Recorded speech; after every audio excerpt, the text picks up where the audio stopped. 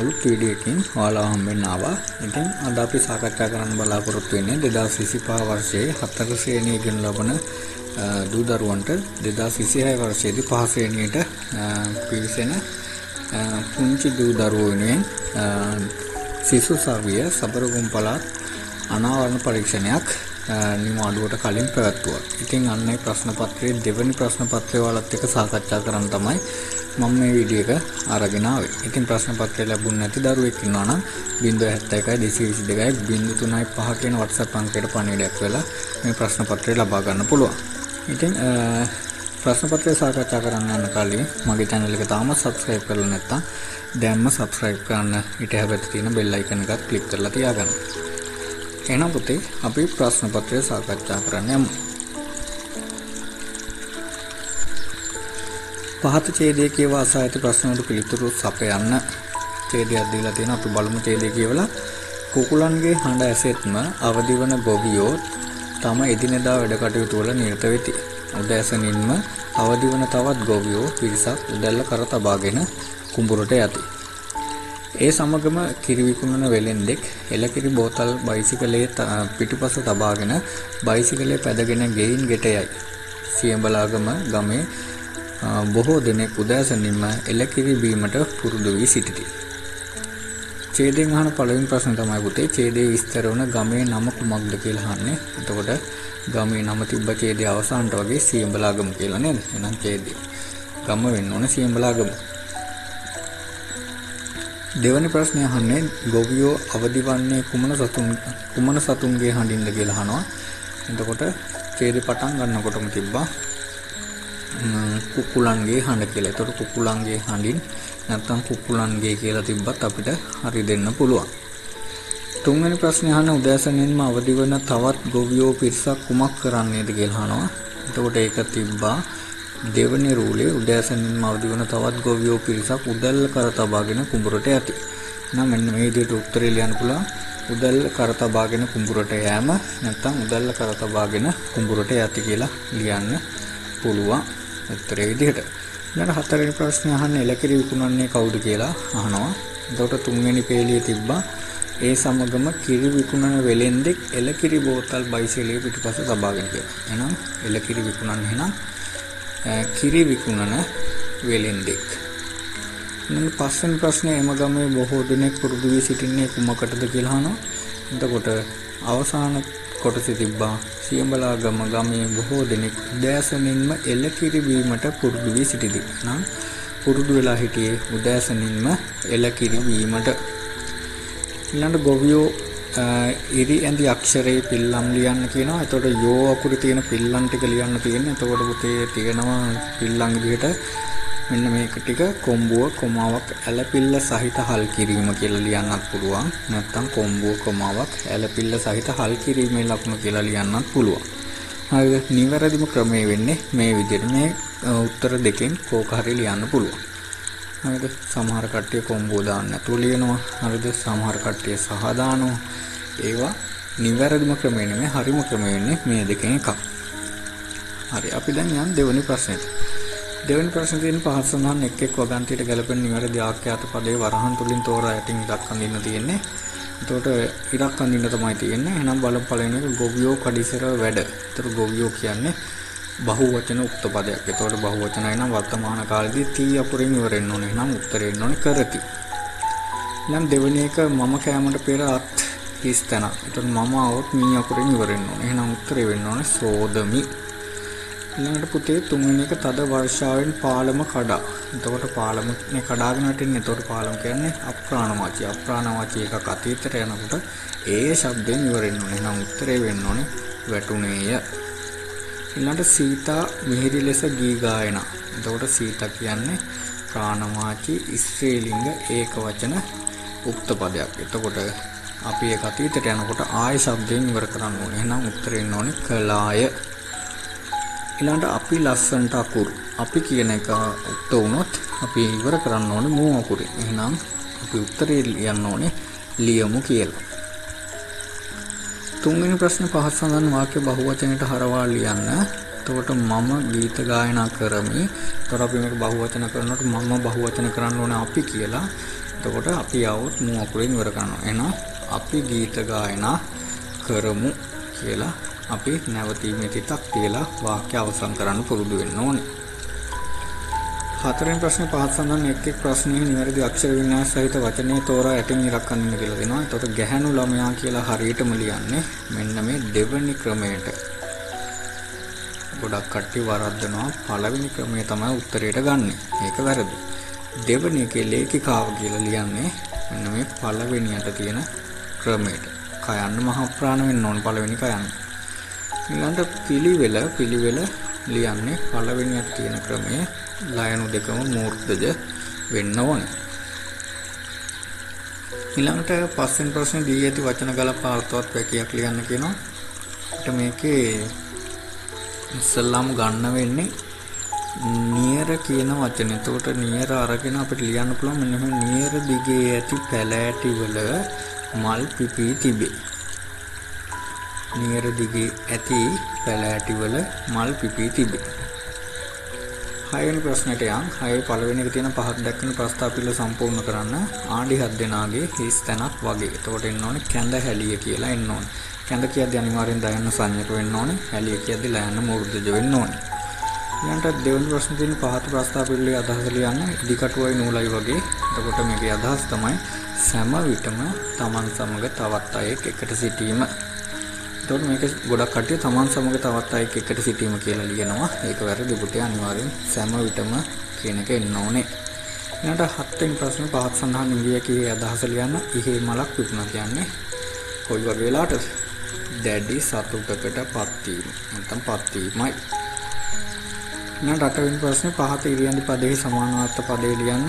සුමුදු පොත අතර ගත්ත අය පොත කියන එකට සමානාර්ථ පදයක් අපි අහන්නේ. එතකොට අපිට ලියන්න පුළුවන් ග්‍රන්ථය කියලා.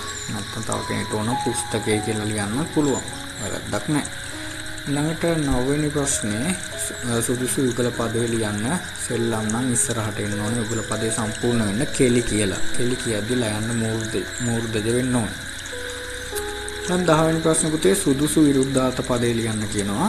ප්‍රශ්න විරුද්ධාර්ථ පදේ වෙන්න ඕනේ. ප්‍රශ්න පිළිතුරු. ඊළඟට 11 වෙනි ප්‍රශ්නේ ගැළපෙන විරාම ලකුණු යොදන්න. අම්මේ මට බඩගිනි නංගි කීවාය. එතකොට අම්මේ මට බඩගිනි අම්මේ කියනකොට පොඩ්ඩක් එතන නතර වෙන්න ඕනේ. අම්මේ. එතකොට අපි එතෙන්ට කොමාවක් දාන්න පුළුවන්. මට බඩගිනි නංගි කීවාය කියන තැන නැවතීමේ තිතක් එන්න ඕනේ. ඊට පස්සේ මේක නංගි කිව්ව කෙනෙක් ඉන්නවා මේකේ. එහෙනම් නංගි කිව්වදී අපි යුගල උඩුකමා දාන්න ඕනේ. අම්මේ මට බඩගිනි කියන එක යුගල උඩුකමා වෙන්න ඕනේ. මෙන්න මේ කොටස. ඊළඟට පුතේ එක් රූපයට ගැලපෙන ඉංග්‍රීසි වචන ඉංග්‍රීසි අකුරෙන් ලියන්න කියනවා. නැවක් තියෙන්නේ නැවට ඉංග්‍රීසියෙන් කියන ship කියලා අකුරු SHIP. ඊළඟට පිහියක් තියෙනවා. පිහියට ඉංග්‍රීසියෙන් කියන knife කියලා අකුරු වෙන්න ඕනේ KNIFE. ඊළඟ 13 තියෙනවා පහත වාක්‍ය නිවැරදිව ගලපා ලියන්න කියනවා. කැපිටල් ඉංග්‍රීසි අකුරකින් පටන් ගන්න වචනේ මුලට ගන්න ඕනේ. ඒ කියන්නේ this කියන එක ඉස්සරහට ගන්න ඕනේ. එහෙනම් this is a playground. ඊළඟ එකේ කැපිටල් අකුරු විදිහට තියෙන I අකුර මුලට ගන්න ඕනේ. I am helping my sister. I am helping my sister. ඊළඟ 14 පහත් සඳහන් වාක්‍ය දෙමළෙන් කියන ආකාරයේ සිංහල භාෂෙන් ලියන්න කියනවා. කිරි බොන්න අපි ලියන්නේ පාල් කුඩි උංගල් කියලා. ඊළඟ 15 තියෙන වෛරු යන දෙමළ වචනය සඳහා යෙදෙන සිංහල වචන ලියන්න. වෛරු කියලා කියන්නේ දෙමළෙන් වෛරු කියලා කියන්නේ බඩට. හරි. ඔන්න ඔය විදිහට තමයි සිංහල දෙමළ ඉංග්‍රීසි ටික පුතේ අවසන් වෙන්නේ. අපිට ඊළඟ තියෙන ගණිතය ටික සාකච්ඡා කරන්න.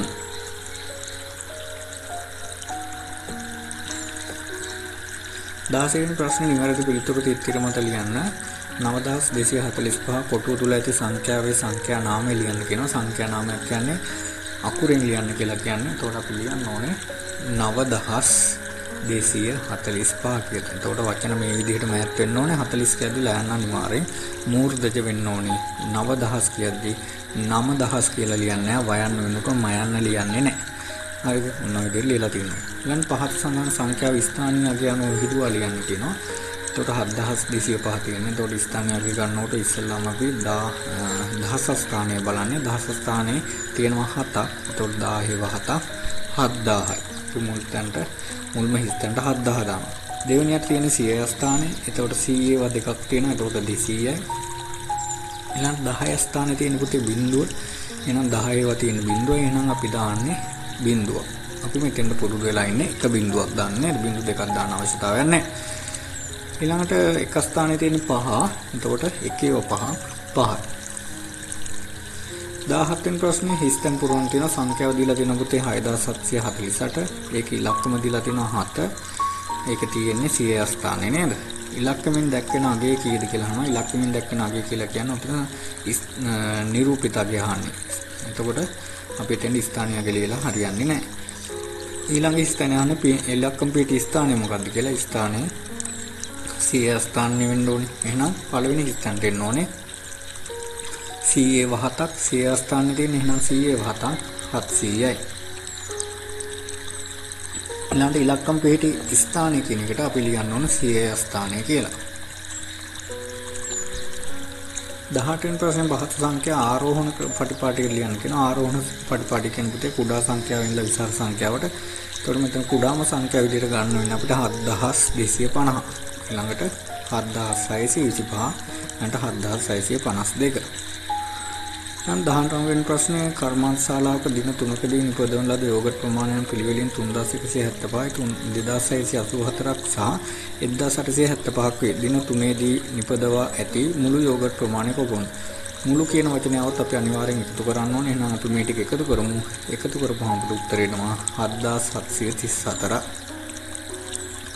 20 වෙනි ප්‍රශ්නේ තියෙන දොඩම්ගෙඩි 287ක් සමාන ලෙස කූඩ 4කට දමන ලදී. පළවෙනි ප්‍රශ්නේ අහන එක් කූඩයක ඇති දොඩම් ගෙඩි ගන්න කීයද? ඉතුරු දොඩම් ගෙඩි ගන්න කීයද කියලා දෙවෙනි ප්‍රශ්නෙන් අහනවා. එහෙනම් 287 අපි බෙදන්න ඕන 4ෙන්. 287 4ෙන් බෙදපුවම පුතේ අපිට එනවා 71ක් සහ ඉතිරි 3ක්. එතකොට අපි 71 දාන්න ඕනේ පළවෙනි හිස්තැනට. ඊට පස්සේ ඉතිරි 3 දාන්න ඕනේ දෙවෙනි හිස්තැනට. 21 වෙනි ප්‍රශ්නේ පොත් පාර්සලයක පොත් 105 බැගින් පාර්සල් කරන ලදී. එවැනි පොත් පාර්සල් 5ක් ඇති මුළු පොත් ගන්න කීයද? එක පාර්සලයක තියෙන 105යි. ඒ වගේ පාර්සල් 5ක කීයද කියලා අහන්නේ නේ. අපි 105 5ෙන් ගුණ කරගන්න ඕනේ. එතකොට 105 5ෙන් ගුණ කරපුවම 525ක් උත්තරේ එනවා. ඊළඟට 22 වෙනි ප්‍රශ්නේ වට්ටියක තිබුණු වෙරළු 245න් වෙරළු ගෙඩි 98ක් ඉදී තිබුණේ. අමු වෙරළු ගෙඩි ගන්න කීයද? එහෙනම් ඔක්කොම තිබ්බේ 245යි. එකෙන් 98ක් ඉදිලා තිබ්බනම් අමු ගෙඩි ගන්න බලන්න 245න් 98ක් අඩු කරන්න ඕනේ. 98ක් අඩු කරපුවම අපිට එනවා උත්තරේ 147ක් කියලා. 23 වෙනි ප්‍රශ්නේ පහත රෝම සංඛ්‍යාංකයට පෙර හා පසු සංඛ්‍යාංක ලියන්න කියනවා. එතකොට දීලා තියෙන 8. 8ට පෙර සංඛ්‍යාව වෙන්නේ 7. 7 ලියන්න අපි VII කියලා. ඊළඟ පසු සංඛ්‍යාව වෙන්නේ 8ට පසු සංඛ්‍යාව 9. 9 රෝම ඉලක්කම ලියන්නේ IX කියලා. ඊළඟ 24 වෙනි ප්‍රශ්නේ පළවෙනි එක පහත ඝන වස්තුවේ නම ලියන්න කියන. එතකොට මේ දීලා තියෙන ඝනකයක්. එහෙනම් උත්තරේ අපි ඝනකය කියලා ලියන්න ඕනේ. දෙවෙනි එක පහත හැඩතලයේ නම ලියන්න. මේ තියෙන්නේ වෘත්තයක්.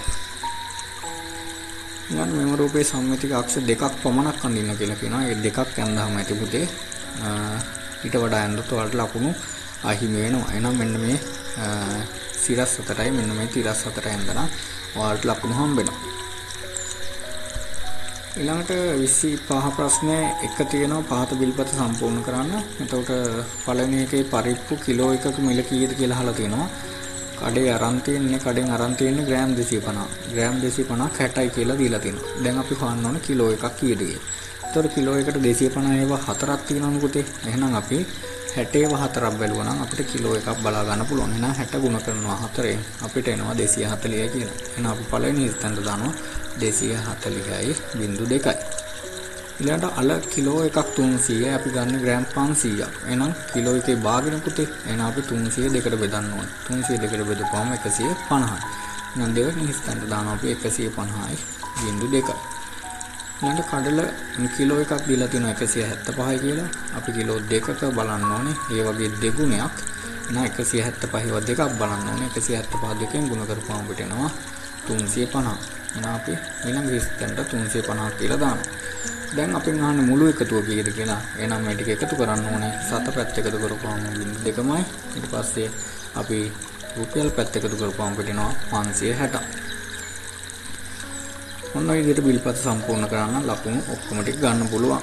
ඊළඟ දෙවෙනි ප්‍රශ්නේ අහන්නේ ඉහත බිල්පත් සඳහා රුපියල් 1000ක මුදල දුන්නේ නම් ලැබෙන ඉතුරු මුදල කීයද? එහෙනම් 10න් 560ක් අඩු කරන් තියෙන්නේ 10න් 560ක් අඩු කරපුවාම 440. අපි උත්තරේ ලියන්න ඕන රුපියල් 440යි 7.2 කියලා. ඊළඟ 26 වෙනි ප්‍රශ්නය.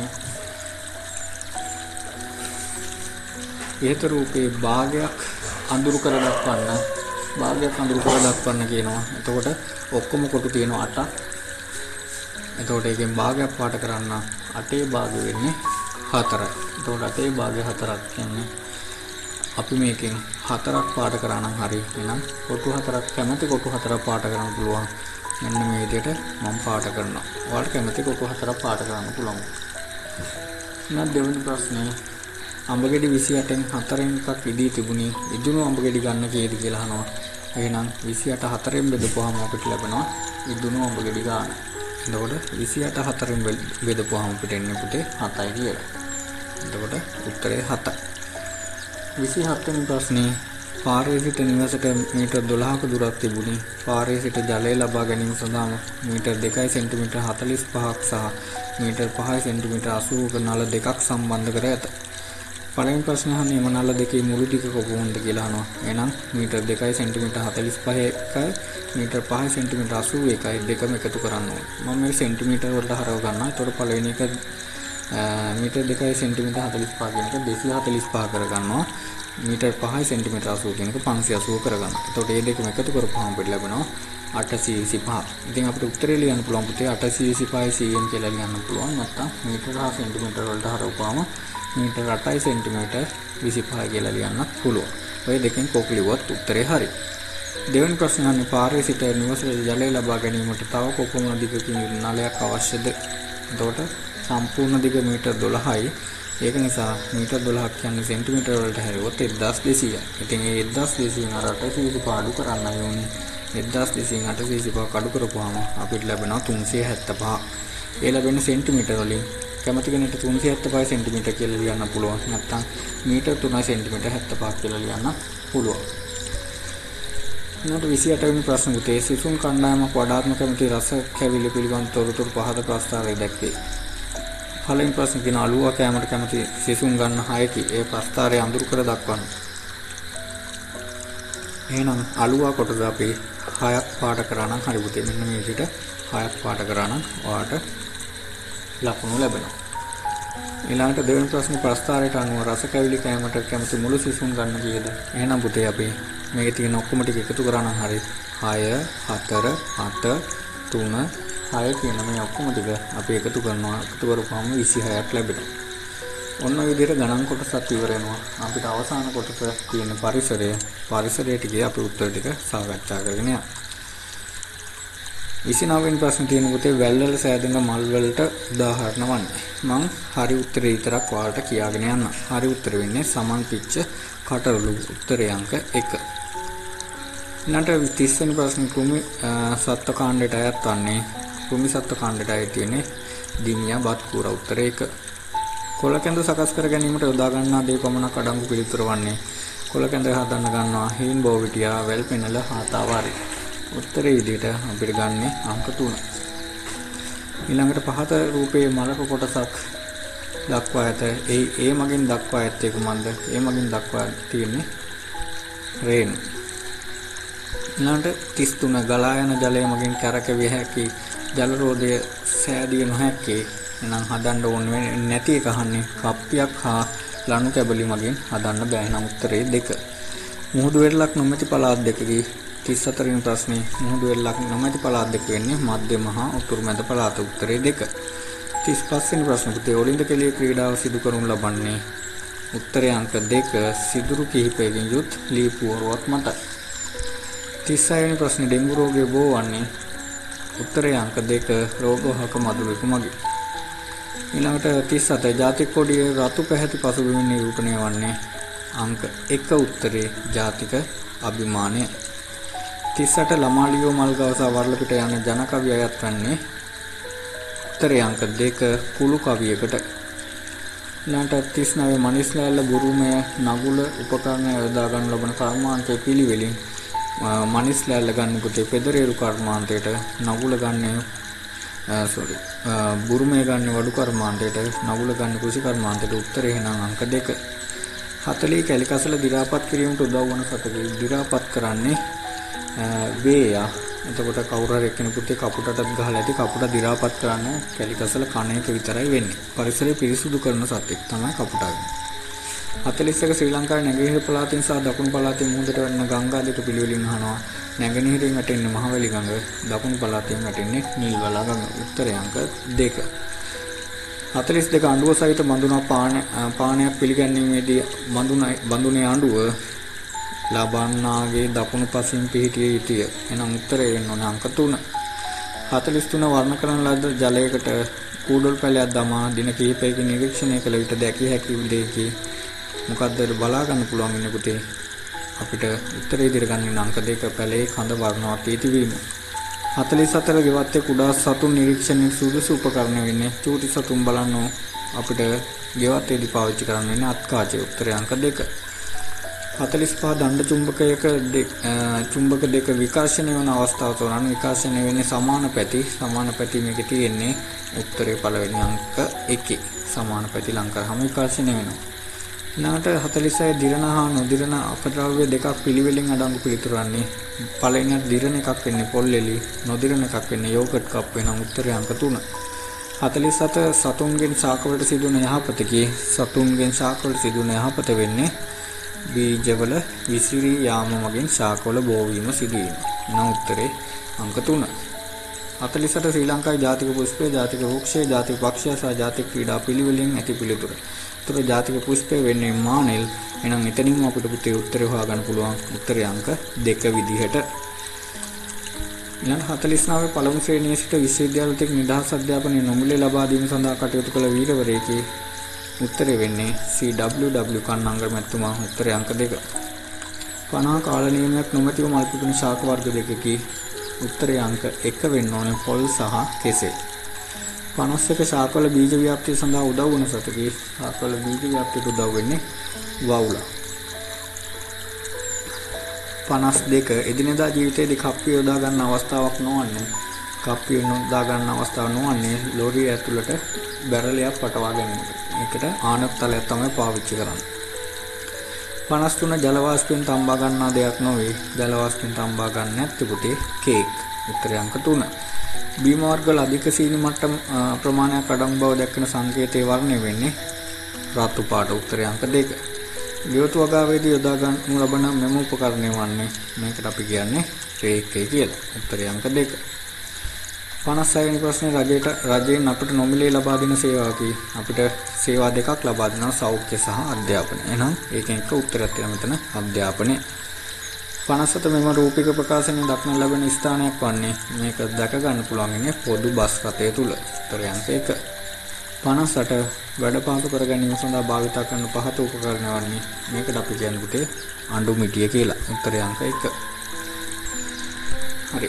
අවසාන ප්‍රශ්න තියෙනවා. ගෙවත්ත කසිරිය යන මාතෘකාව පිළිබඳ නිර්මාණාත්මක වැකි තුනක් ලියන්න. උක්තාක්‍යත සම්බන්ධ නිවැරදි යුතු අතර එක් වැකියක් වචන 5කට නොවැඩි යුතුය. අක්ෂර වින්‍යාසෙ නිවැරදි යුතුය කියලා දෙනවා. උතර පුතේ ගෙවත්ත කසිරිය ගැන කියනකොට ගෙවත්තේ තියෙන ලස්සන ගැන ලියන්න ඕනේ. එතකොට මේ අසිරිය කියන වචනේ පාවිච්චි කරනවා. අසිරිය කියන්නේ ලස්සනනේ. එතකොට ලස්සන ගෙවත්ත ලස්සන වෙලා තියෙන්නේ මොන වගේද කියලා තමයි අපි ලියන්න ඕනේ. එහෙනම් අපිට මෙන්න මේ විදිහට වාක්‍ය තුනක් සරල වාක්‍ය තුනක් ගන්න පුළුවන්. මම ලියන පළවෙනි එක කන්ද උඩින් හිරු පායාගෙන එන විට ගෙවත්තේ අසිරිය වැඩි වේ. දෙවෙනි එක මම ලියනවා ගෙවත්තේ පිපි ඇති පාට මල් නිසා ගෙවත්තේ අසිරිය තව තවත් වැඩි වේ. ඉතින් මේක ඊයපුරින් අවසන් වෙන විදිහට ලියන්න පුළුවන්. කොට පණ නැති දේවල් ගන්න ලියන්න. ඊළඟට මම ලියනවා මල් පැණ බීමට එන සමනල්ලු නිසා ගෙවත්තේ අසිරිය දෙගුණ තෙගුණ වෙති. එතකොට සමනල්ලු නිසා මේක අසිරිය වැඩි වෙන්නේ. එතකොට මම සමනල්ලු ප්‍රාණවාචී බහුවචන නිසා මම ඊයපුරින් ඉවර කරලා තියෙනවා. ඔය වගේ තවත් ඒවා දාලා ගස් වැල් නිසා දාන්න පුළුවන් නේද? එතකොට තවත් ගෙවදෙට්ට එන කුරුල්ලෝ නිසා වෙන්න පුළුවන්. ඔය කුරුල්ලන්ගේ ශබ්දය නිසා වෙන්න පුළුවන්. කෑ ගහන. අන්න ඒ වගේ දේවල් දාලා ඔයාලට වාක්‍ය ලියන්න පුළුවන්. කොහොම හරි මේක ලියවෙන්න ඕන ගෙවත්තේ තියෙන ලස්සන ගැන. මොනවා නිසාද ලස්සන වෙලා තියෙන්නේ කියලා. ඉතින් ඔන්න විදිහ තමයි පුතේ ප්‍රශ්න පත්‍රය සම්පූර්ණයෙන්ම සාකච්ඡා වෙන්නේ. ඉතින් අපි අලුත් වීඩියෝ එකකින් ආයෙත් හම්බෙමු. ඉතින් මගේ channel එක තාම subscribe කරලා නැත්නම් දැන්ම subscribe කරන්න. ප්‍රශ්න පත්‍රය නොලැබුණ කෙනෙක් ඉන්නවා නම් මුලින් කියපු WhatsApp අංකයට පණිවිඩයක් දාන්න. එහෙනම් හැමෝටම ආයුබෝවන්.